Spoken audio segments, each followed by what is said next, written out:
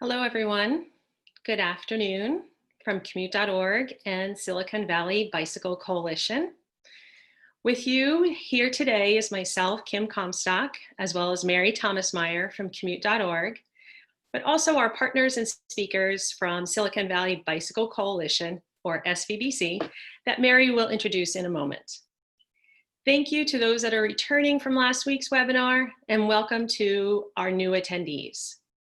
If you missed last week's webinar, session 1 on bicycle safety and rules of the road, please find the recording available on Commute.org's website. You'll also find on Commute.org's website information about our shuttle services in San Mateo County that are still in operation, rewards for telecommuting, and other programs like our Guaranteed Ride Home program that will be helpful when we all return to our workplaces. Today, from our homes to yours, we're here to bring you session 2 in our bicycle webinar series. This partnership with Silicon Valley Bicycle Coalition helps us bring you this valuable information to help you bicycle anywhere, anytime. In order to encourage membership with SVBC, Commute.org is raffling off individual memberships to attendees of these webinars. Last week's winners were Christina and Veronica.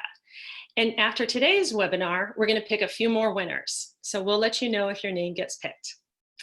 Now I'd like to turn it over to Mary so she can tell us more about today's topic and also our speakers. Thank you. Today's topic is finding the best bike for you, tips for any budget. As Kim mentioned, this is the second out of 5 webinars occurring every Wednesday at noon until May 20th. You can find registration for the next webinar on either Commute.org or SVBC's website. Before I introduce our speakers, please let me share a few housekeeping items. All of the webinars in this series will be recorded and available on both organizations' websites. If you have questions, please use the Q&A or chat boxes. We have reserved the last 10 to 15 minutes today to answer them. And now I'll share a little bit about our presenters from SVBC in case you weren't able to join us last week. Tim Wee has been an avid transportation cyclist in 2nd grade. In the 1980s, he was VP of Rides for the biggest bike club in Boston, as well as an advocate for the Boston Area Bike Coalition. In the 1990s, he was a founding board member of the Silicon Valley Bicycle Coalition and led parent and taught family rides for the Almaden Cycle Touring Club. In the 2000s, he served on the board of Friends of Stevens Creek Trail, as well as the Sunnyvale Bicycle and Pedestrian Advisory Commission. In 2019, he bicycled 5,000 miles on a business trip across the US to raise money for bicycling and give talks about climate change. Tim loves to teach people how to ride and how to ride better, and is a league cycling instructor. We also have Allison Greenlee joining us. She is a lifelong bike commuter and recreational cyclist. Prior to joining SVBC in 2017, she worked in higher education, outdoor and environment organizations, and as a bike mechanic. In 2017, she was selected for a scholarship for a 2-week women's professional bike mechanic course in an effort to educate and maintain more women mechanics across the country. In 2018, she and her wife participated in the California AIDS Life Cycle, riding from San Francisco to Los Angeles.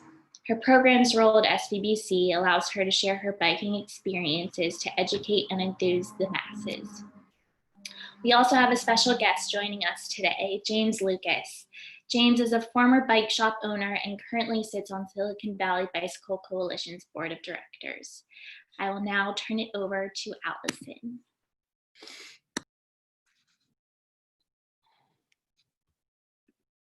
All right. Hello. Thank you, Mary and Kim. And we're going to get rolling here. All right. So a little bit more about Silicon Valley Bike Coalition. We really work in 2 kind of categories, people and places. And so what I mean by people is that we have a team of folks that goes out and educates people to how to ride their bikes and doing social rides and educational workshops. We have a team of people that work in advocacy, so working to improve places. So improve roads and infrastructure where you ride, working with city officials and others in decision-making capacities to improve that experience for you. We are a nonprofit member-based organization, and we need monetary support, and we also need people in mass to come out and support. So when we're going to city council meetings and we're advocating for safer streets, we really need more people behind us to say, I really want these improvements on my street and to make the neighborhoods better for me and my families. Diversity, equity, and inclusion are values that are core to every decision that we make, and we really strive to ensure that every voice throughout Silicon Valley is heard when decisions are being made. Oops. Okay, so we're going to do a quick poll. We want to know who is in the Zoom. So you'll see a poll pop up in a second, and we want to know what your experience level is. So would you describe yourself as a new, moderate, or seasoned rider? All right, there's the poll. Take a few seconds to fill that out.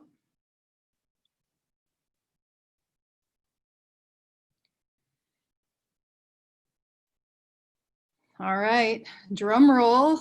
Who's in the Zoom? Okay, so we have a good mix. 38% of you consider yourself new riders, about half of you are moderate riders, and 13% of those joining us are seasoned riders. So a nice mix of folks joining us today. All right, so what are we going to talk about today? Today we're going to talk about bikes and how you can find the best bike for you. So through this webinar, we're going to talk about questions that you should be asking yourself when you're making this decision, or if you're thinking about making this decision in the future. Types of bikes, where to buy, differences between places where you can get a bike, basics of a bike fit, essential accessories, and other accessories. As Mary mentioned, we will have time at the end for Q&A.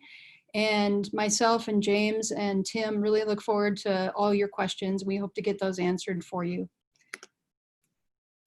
Okay, so you're prepping for the big purchase. There's a whole host of questions you should be asking yourself. Most importantly, what are you going to be using the bike for? There's a lot of different bikes out there, and you really want to be asking yourself, am I going to be riding it long distance? Do I just want to do short little rides around my neighborhood? Am I going to be out getting groceries and hauling stuff? What about my family? Do I want my kids to ride on the back? Will I be taking the bike on public transit? And that's an important question. You can bring any bicycle on public transit, but you want to think about the heft of that bike, and can you lift it up when you need to? Are you going to be riding it on paved roads or out on trails? What's your budget? And then, of course, what compromises are you willing to make? If you can't find that perfect bike that you have in your mind and you have a certain budget, what sort of compromises can you make? And of course, what is your favorite color? Because the more that you like your bike, chances are you're going to ride it more. You want to show off that beautiful orange bike that you have and say, hey, check out my sweet new ride. All right, so those are some questions you should be asking yourself. Types of bikes. Bikes are like people. There's a whole lot of different shapes, sizes, strengths, purposes, but we're going to be talking about the most common bikes that you'll see out there today, and that's road, mountain, commuter fitness, hybrid, cruiser e-bikes, and kids bikes. Okay, so there's others outside of these categories, but these are kind of the main ones that we're going to focus on today.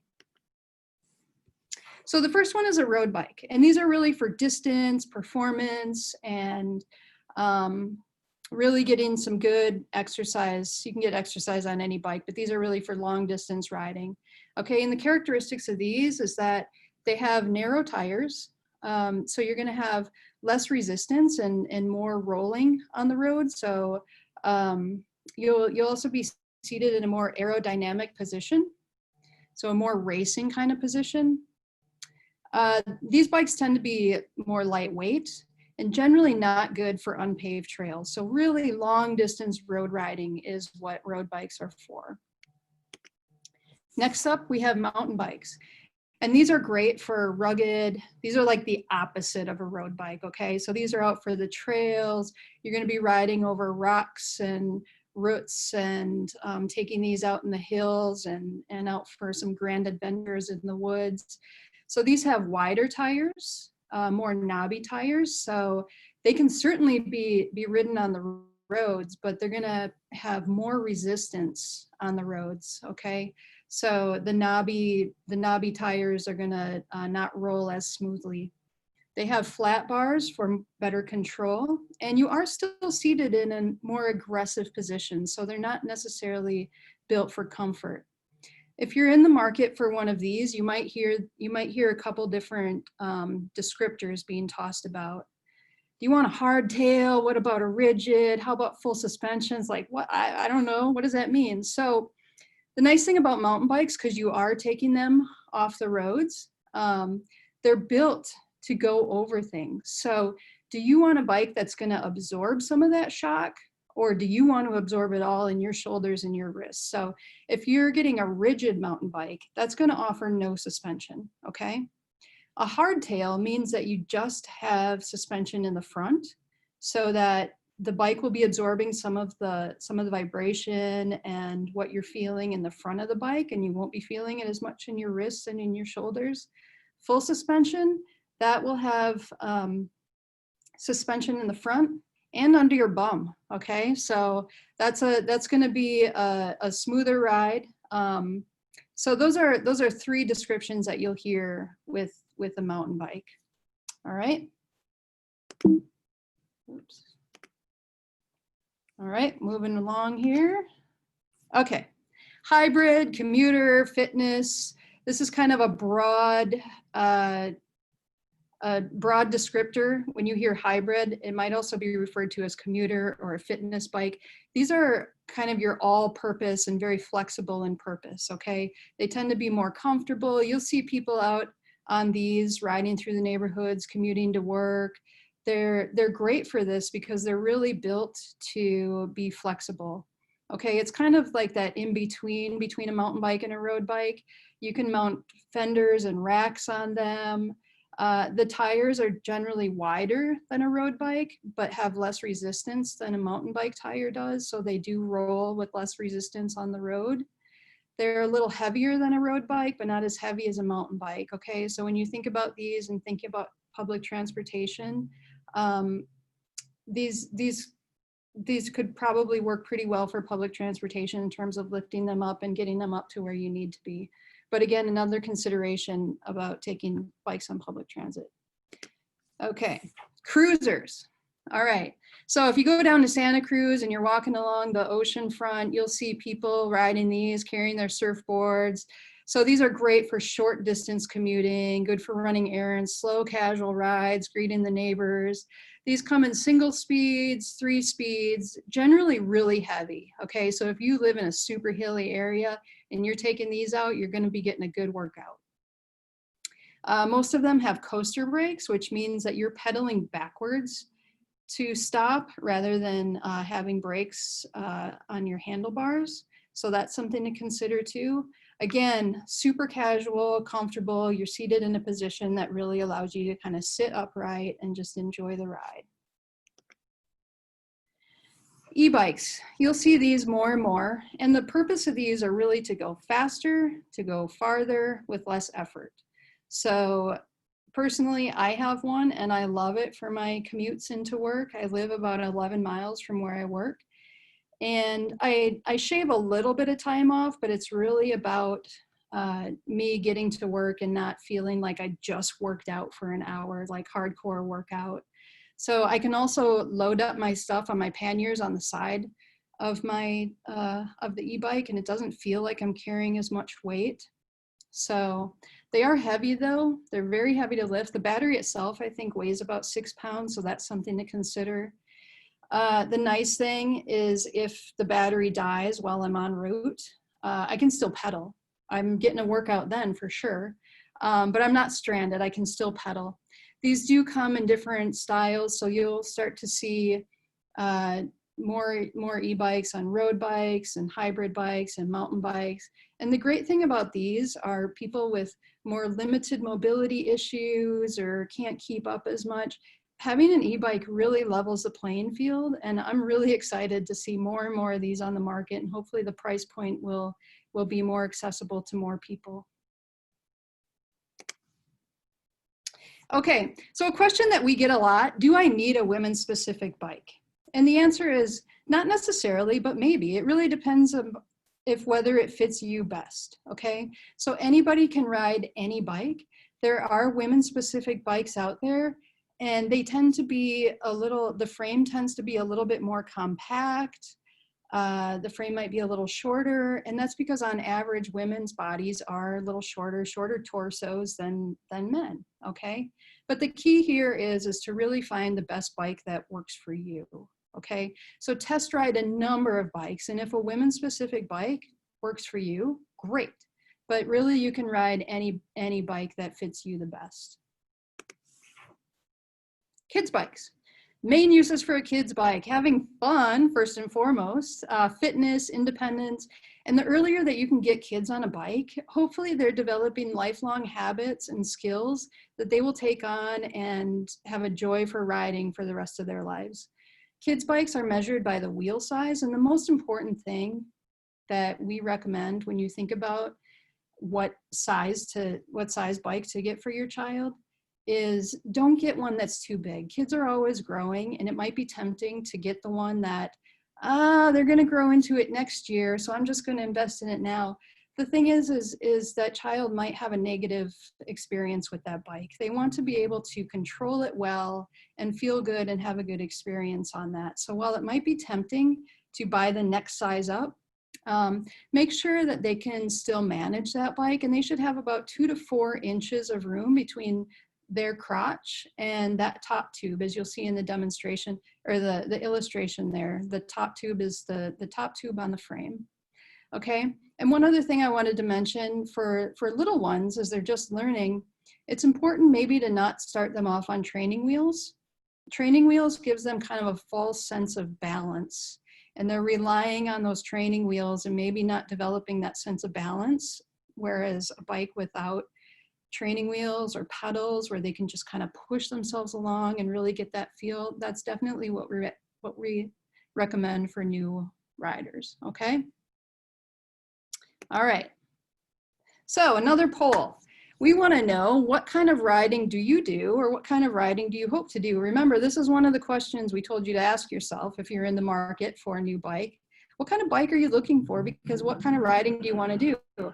You'll see the poll pop up there, and please click as many that are applicable to you.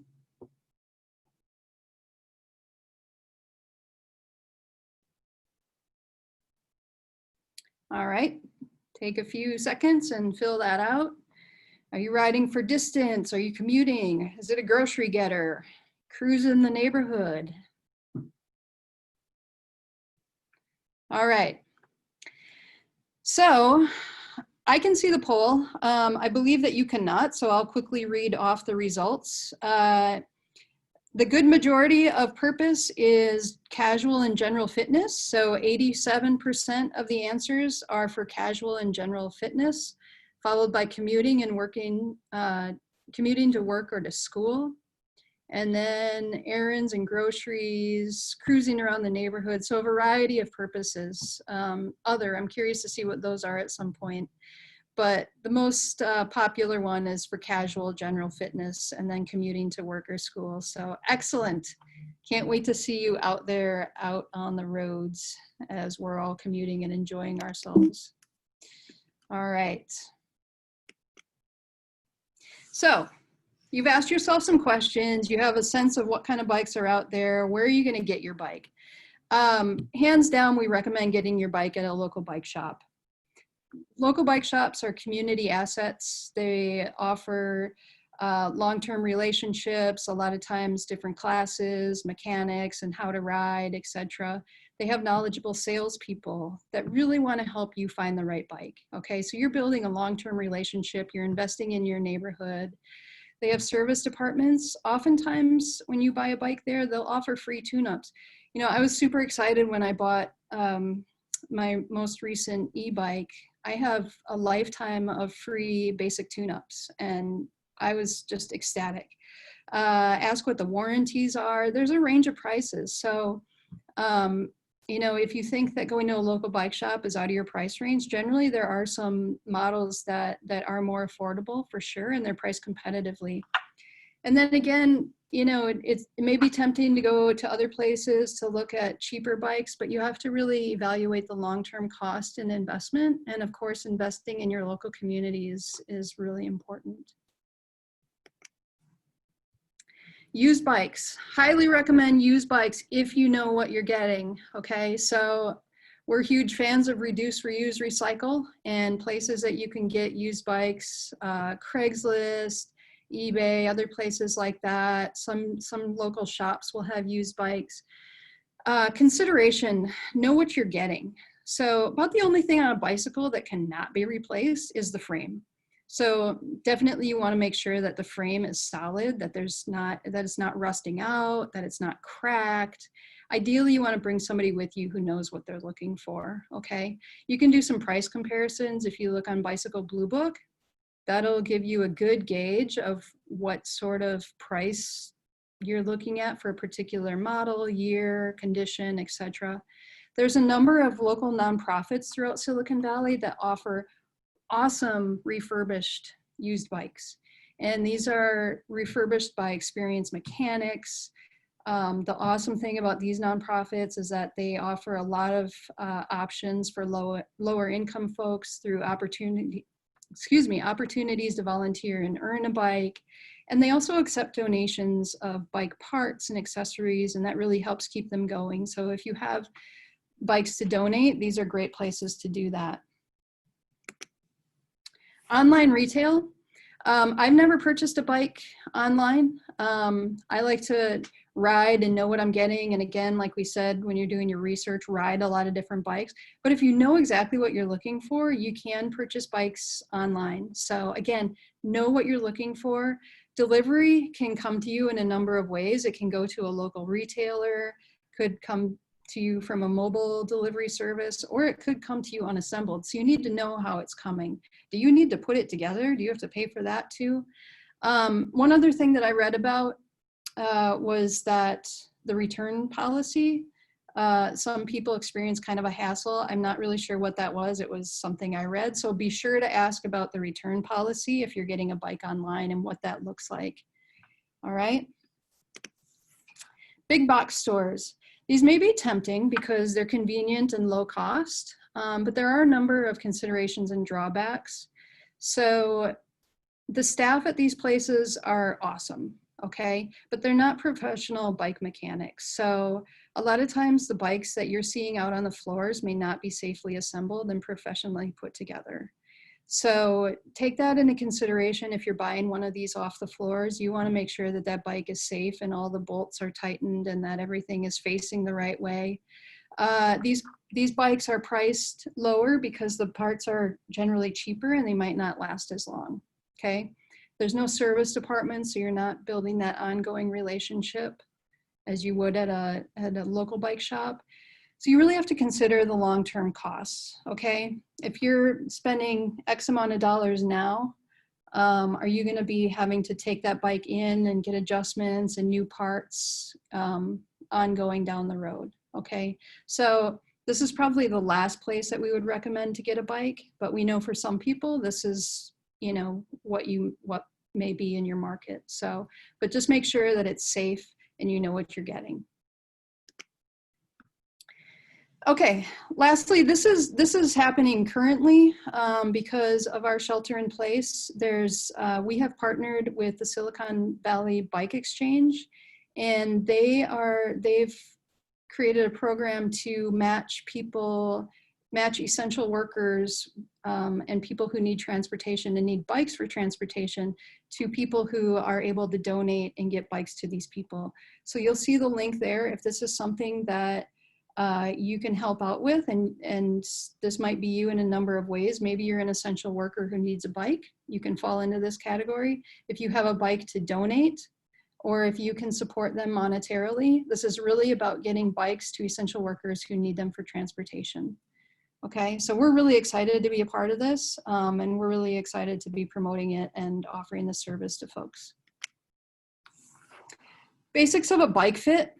Do your research. There's a whole lot of stuff online, measuring yourself, going to bike shop professionals. You can get a professional bike fit.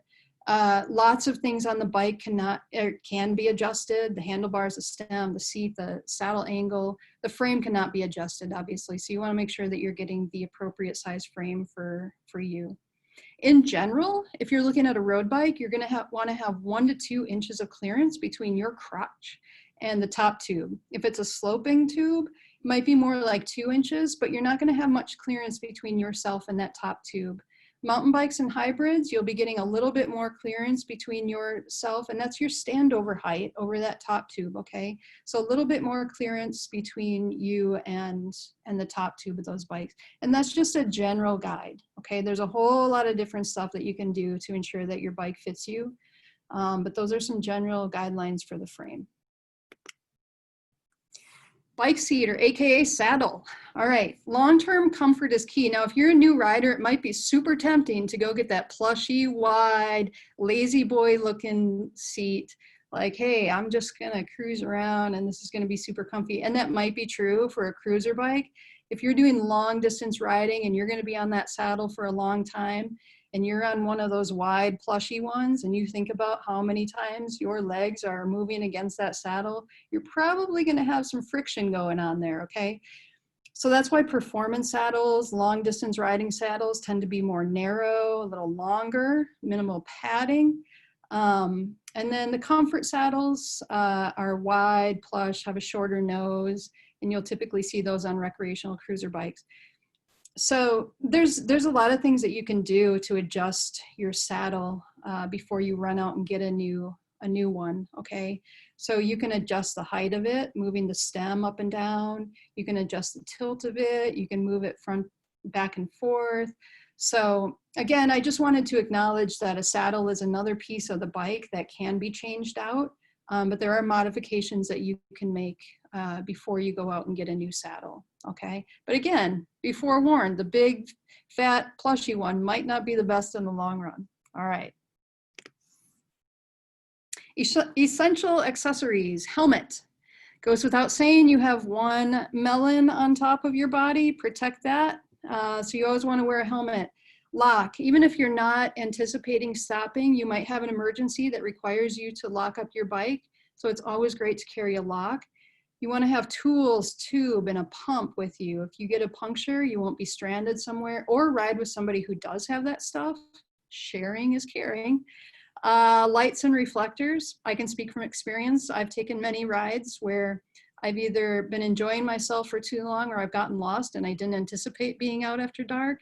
And I was certainly glad I had my lights with me.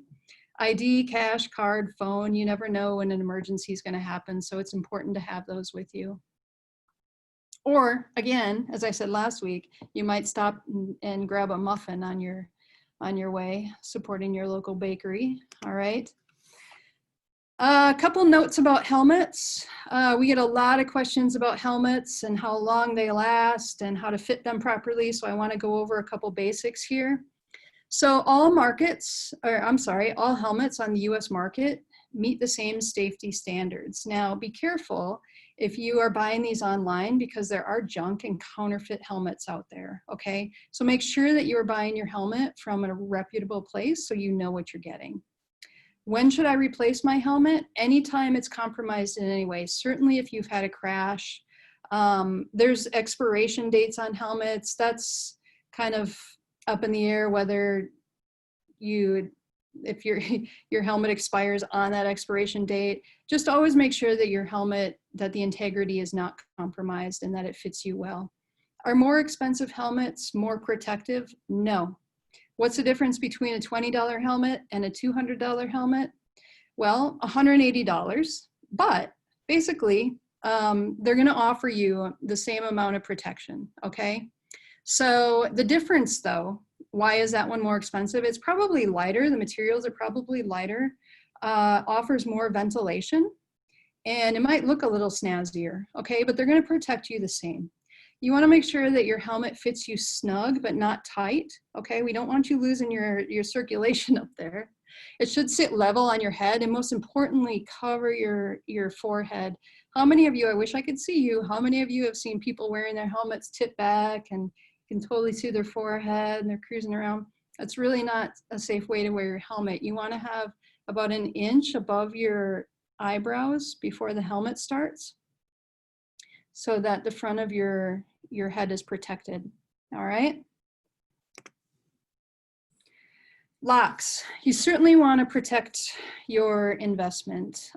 Theft is a reality of life, unfortunately, and I'm going to give you some tips about how to best lock up your investment. We recommend a U-lock over a cable lock. If you only have one lock, or if you're only going to get one lock, we recommend a U-lock. Cable locks can be cut pretty quickly. U-locks can be cut too with a little bit more effort. Again, no lock is 100%. Multiple locks are good. You want to make sure that you're locking up your bike in a visible place, okay? Don't lock it up in the back corner of some alley. Lock it up where there's traffic, where, you know, if somebody's bringing a saw, hopefully someone will say, excuse me, should you be cutting that lock? Lock it to an immovable object. Don't lock it to a little sapling tree that can easily be cut. First of all, that's really bad and sad for the tree. Secondly, people will do that. If you have a couple locks, you want to lock all your components together. So if you have that cable lock, as you can see in the illustration, put the cable around the wheels and then lock it to the U-lock to an immovable object, okay? And then of course, can you bring your bike inside with you? I work at a bicycle coalition, and I'm happy to say that we all bring our bikes inside, but there's a lot of other places that allow bikes to be brought inside too. I know my colleague Tim, he asks if he can bring his bike into his local grocery store and puts his stuff right in his basket when he does his shopping. So there are options. Again, if you invest in a bike, you want to be able to protect it, okay? Lights. Lumens is the most common descriptor when you're looking for a bike light. And basically the higher the lumens, the more light that is emitted from that light, okay? So again, ask yourself some questions. What purpose do I want this light to serve? Okay, if you're using your light to navigate at night and you really need to see broadly, there's different lights for that. There's lights that will allow you to illuminate the road and the sides better. A lot of people you'll see will have lights during the day, and those are generally more of a straight light going out with a high flashing pattern that makes you more visible to cars. So there's some differences there. Lights are pretty easy to put on and off of the handlebars and the rear of your bike, but make sure that it is going to fit and mount to your bike easily. And then of course, what's your budget? They come in a range of prices. So make sure that you're getting the best bike for you, or the best light for you. And then just another note, California state law requires that you do have a white front light on the front of your bike at dusk and through dark, and at least a red rear reflector on the back, okay? Other accessories, sunglasses, keep the sun, debris, bugs, other things out of your eyes. Gloves with a little padding on the palms are nice to have, absorbs a little bit of the vibration when you're holding your handlebars. Water bottle, it's getting hot out there, people. Let's stay hydrated. Make sure that you have a cage, a little cage on your bike, which can easily be mounted to your frame, then you won't have to carry your bottle. And that's a reusable bottle, by the way. Bike tools, saddle bag, you can put that under your saddle to carry all your goodies. And then always wear visible clothing. All right, we're wrapping up here, but I just wanted to give one more shout out about joining the bicycle community. Again, we offer memberships, and that's really an effort to support us and the work that we do to improve bicycling throughout Silicon Valley. And it's really about numbers and having more people voicing their safety needs and wanting to be part of the movement to improve bicycling for everybody. Through that, you can learn about advocacy. Once we can be together again, which we're really looking forward to meeting you all someday. There's a lot of volunteer opportunities. You can get involved in our social rides, educational events. We've got a lot of stuff going on. There's a lot of great bike people. So we look forward to meeting you. All right, wrapping up. There's a couple links for you to learn more about us. There's some tips there on getting started we've got some nice resources there. If you're a brand new rider and thinking about getting out on the roads, follow that link. And now we're going to open it up to some Q&A. And I welcome my pals, James and Tim, to join me in answering your questions. Hi, everyone. If you have a question, please use the Q&A pod to pose your question. Don't pose it in the chat. Put it in the Q&A pod so we can answer them in order. So the first question up we have is, do you have fitness hybrid bike recommendations under $1,000 and under $500? Hey, James, would you like to take that question? Sure, I can take it. Honestly, all the major bike manufacturers have an entry-level hybrid for right at $500 or right under $500, and they're going to be totally fine for your uses. The one thing I would recommend looking for is trying to find, and this is a pretty like technical, nuancy little thing, but try to find a bike that has a wheel that uses a cassette instead of a freewheel. The wheels that are built with cassettes just last a lot longer, especially the type of mileage you're going to do for fitness or for commuting. For under $1,000, again, you know, your bike shops will help you with a number of choices. Again, all the major brands will have something great in that price range. At that point, you'll start getting, you know, forks that are made out of carbon, so it'll be a little bit smoother or more comfortable ride so that you can enjoy a little more. Great, thanks very much, James. The next question up is from Laura. What's a reasonable budget to set for a used commuter bike? Well, I'll answer a little bit because I've gotten a lot of used bikes. You can get a lot of bikes for free on FreeCycle and on Craigslist and on Nextdoor, but then again, you have to be good at maintaining your own bike. At Good Karma Bikes or Community Cycles, I've seen used commuter bikes typically $100 to $200 for a fairly good used commuter bike. James or Allison, do you have anything to add to that? Nope, okay. So that's a budget for a used commuter bike.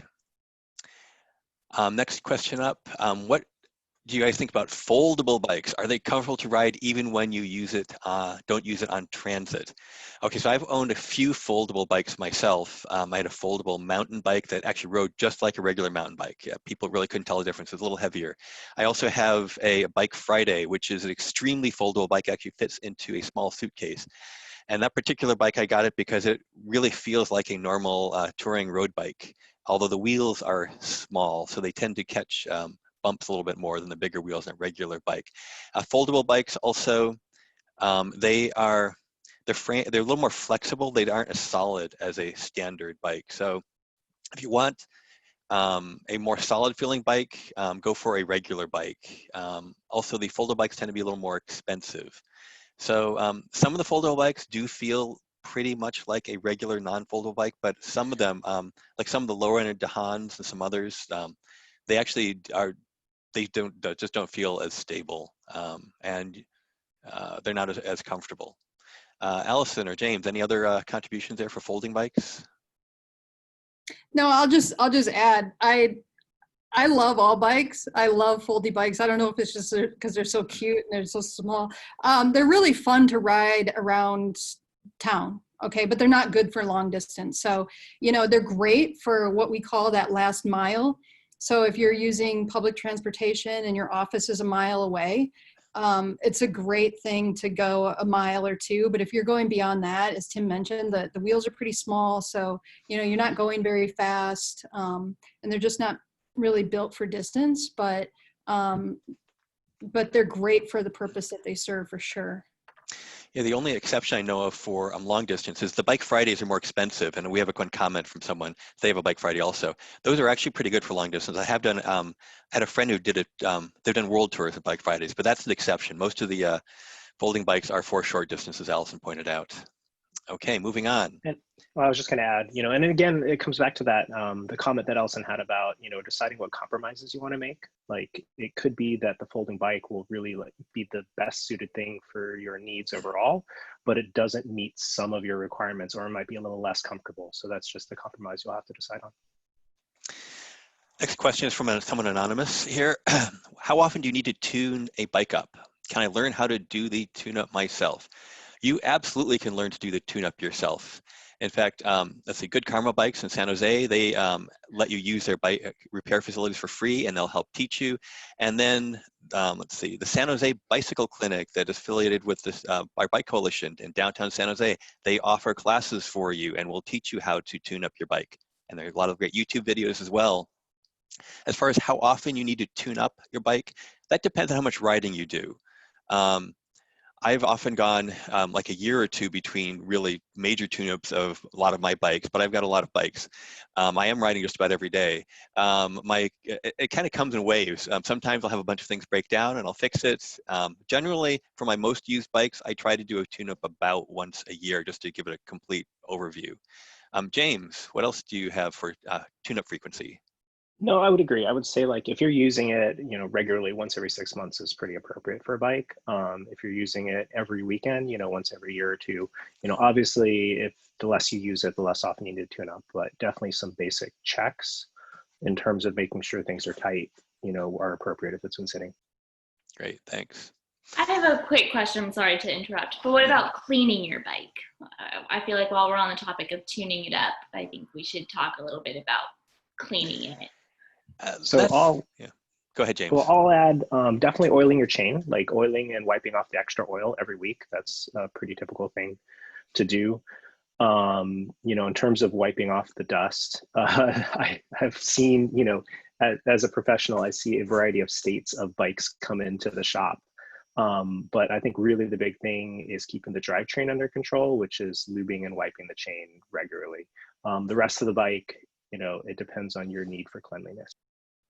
And I concur with James. I do lube my chain on a regular basis. I'm riding all the time, but the rest of my bike gets dusty, and the dust, just falls off. I'm not particular about my commuting bike. I know some people like having their bike nice and pretty, and they'll wash it down.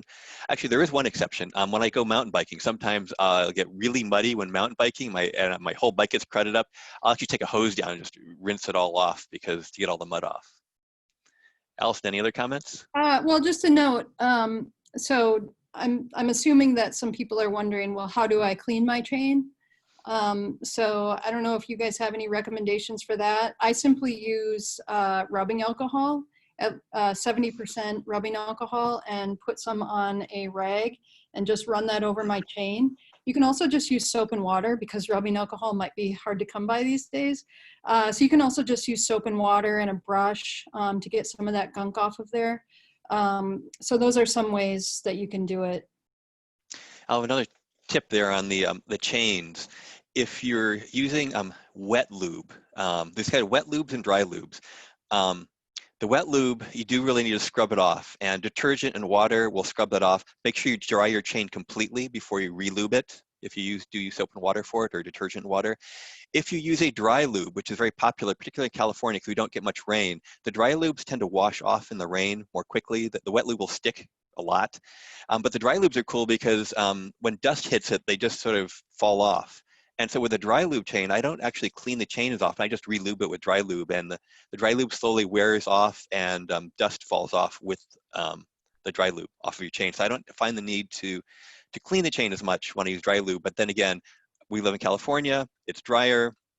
And if I lived in a rainy spot, I'd want to use this wet lube, which is stickier, it gets gunkier, it gets on your hands more easily. So there's another tip.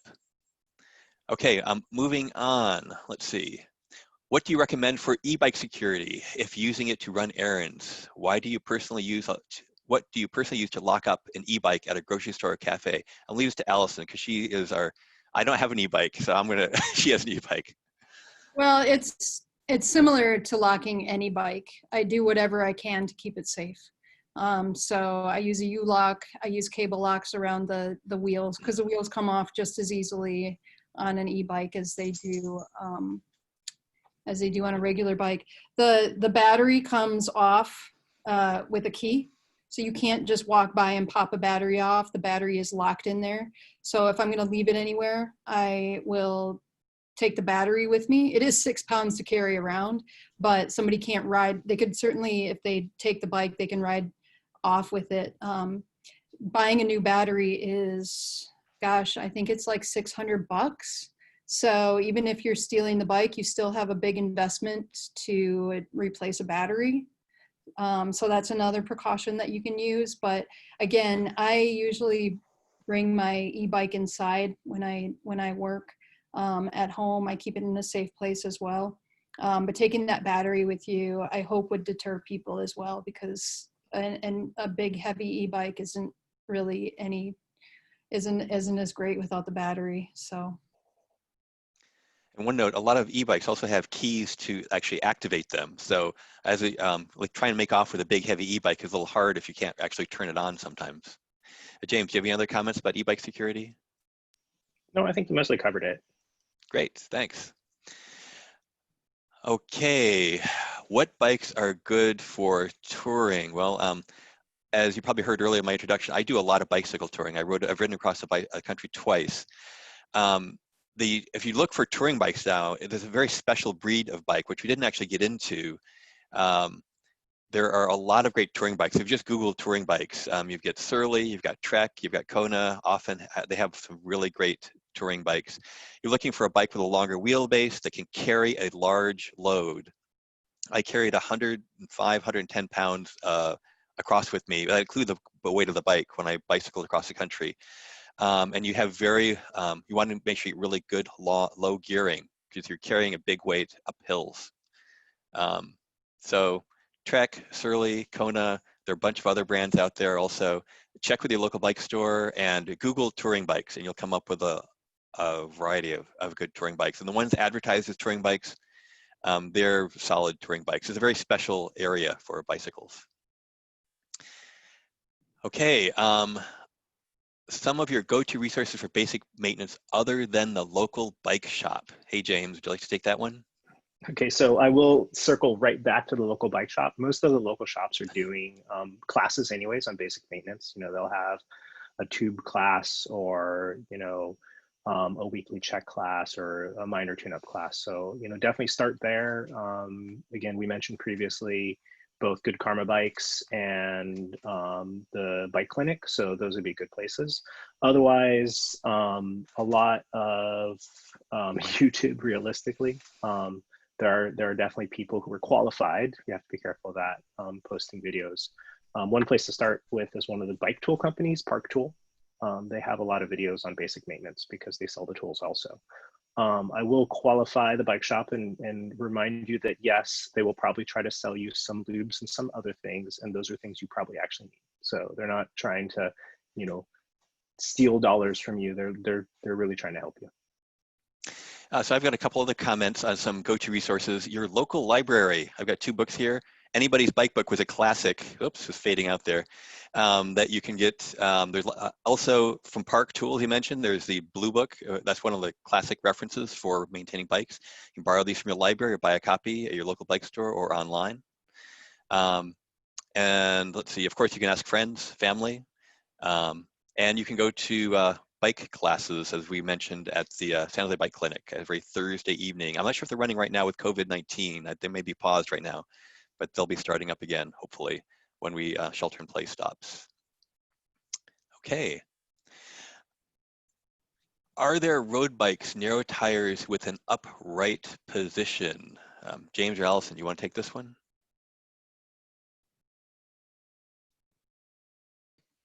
Unmute not working sometimes, sorry.